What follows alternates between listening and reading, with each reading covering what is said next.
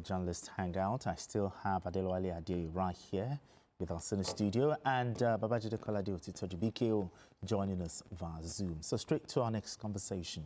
Power often tests the balance between fairness and influence, especially in political systems where zoning is designed to preserve equity among stakeholders.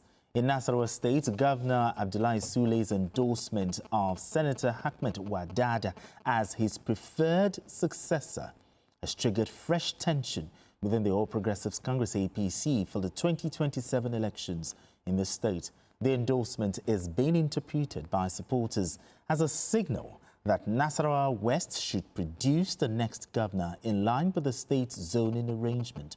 However, critics within the party argue that the move appears premature and risks undermining internal consultation processes. Okay, while we wait for BKO to rejoin us, was Governor Abdullahi Sule right or wrong for publicly endorsing Senator Ahmed Wadada as his preferred successor?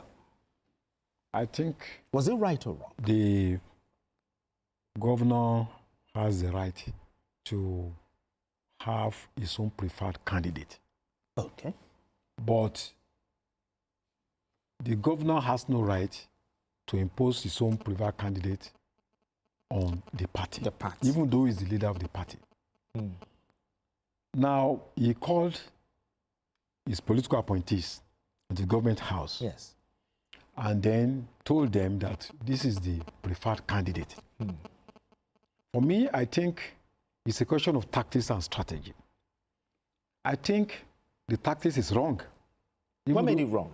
Yeah, because he claimed he had made consultations.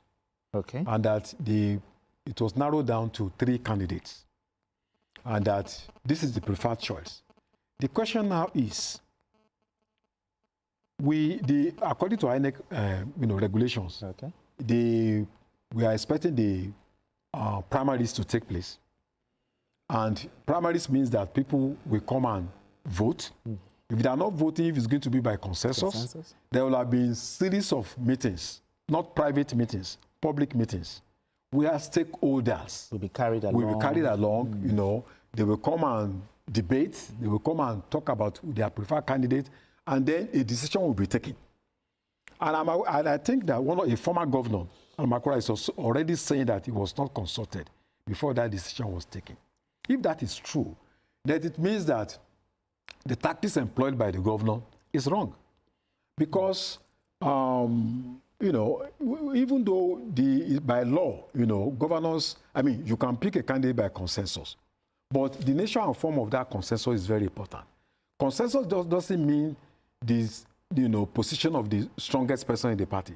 Consensus means that the weak, the strong, and the middleweight, we combine their voices and then agree at a particular candidate after exhaustive consultations with all stakeholders. And if one person disagrees? If one person disagrees, that is enough ground to say, okay, let us go to the field and vote. And I think taking such a decision at this time, I believe is too early. I believe he could have taken his time, even though the candidate may be in a position to win, even though he's very popular, even though he's the most popular candidate. But I think the tactics should have been more moderated, that you could still achieve your aim, by having the same candidate produced at the end of the day. But coming at this time is going to send a very strong signal that you are even opposed to any attempt to even debate. So you have issues with the timing and the manner the manner it was presented and then the people that were in that meeting where that decision was taken.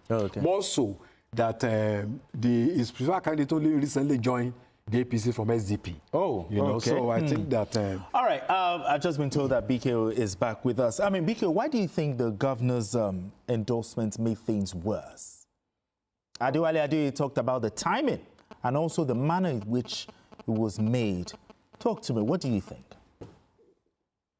I don't think the problem is with the timing because as you have seen in Ogun State, the decision has already been made. Yes. To let the people of Ogun West, especially the Yewa people, produced the next governor. And we've seen that Olamilekan Adeola Leasiayi is going to be the standard bearer for the APC, the governorship election.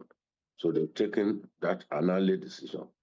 In Lagos, it is now as apparent as daylight that a preponderance of the power people within the APC have settled for Kadiri Obafemi Hamzat as the next governor of the state. So, based on the INEC timetable, by the 30th of March, all candidates must have emerged. And what we've seen now is that this is just a little more than a month.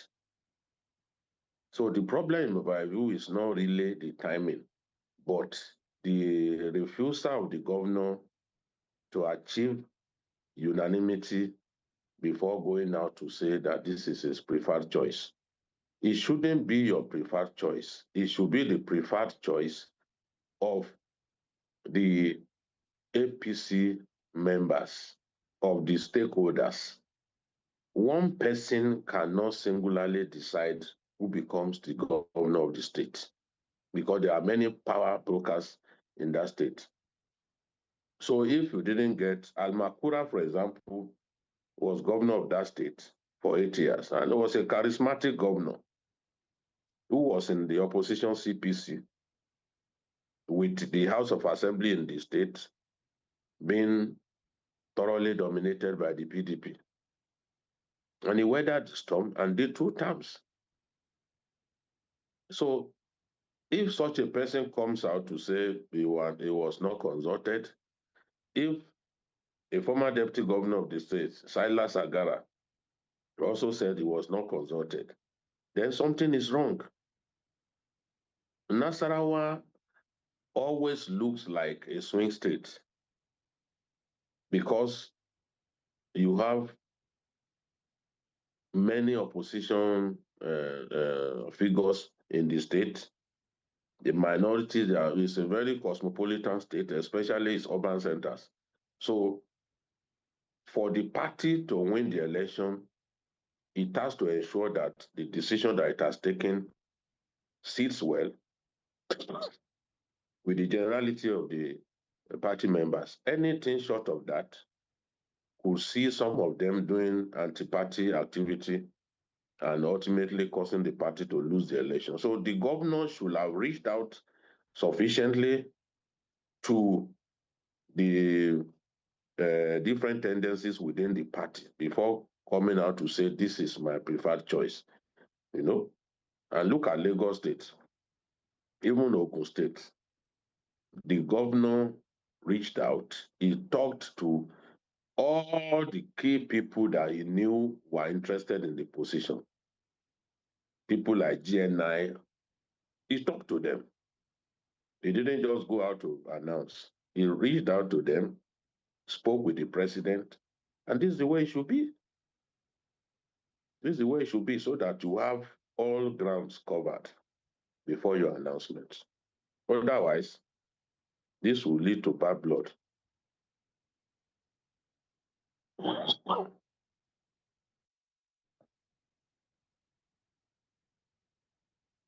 This sort of tension?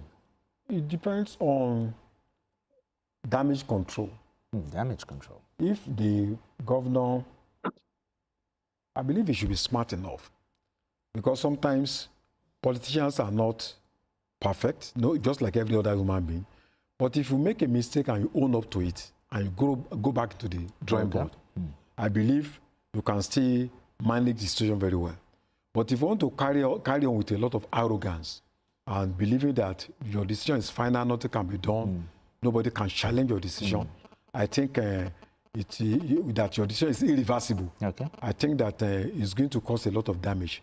Even though if the APC will still win Nasarawa State, it may not be in the same tempo that the party would have won if the party had gone to the field as a united force. front. So I hope he goes back to the drawing board and meet with those who have disagreed with him, and then, you know, be able to convince them that, look, this is why I've taken this, and in fact apologize, you know, for coming out to say what, you know, the statement he made then. All right, gentlemen, straight to our final conversation. Political loyalty often shifts where stability and influence appear stronger, particularly in periods of internal party crisis. In Kano State, former Governor Ibrahim Shekarawa